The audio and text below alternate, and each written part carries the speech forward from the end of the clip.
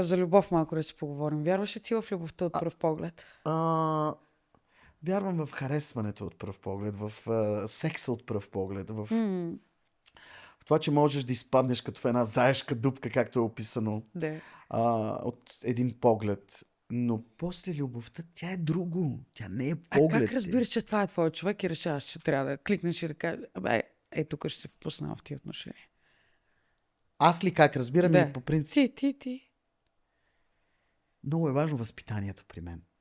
Ако си простак, ако си невъзпитан, ако не казваш благодаря, може ли?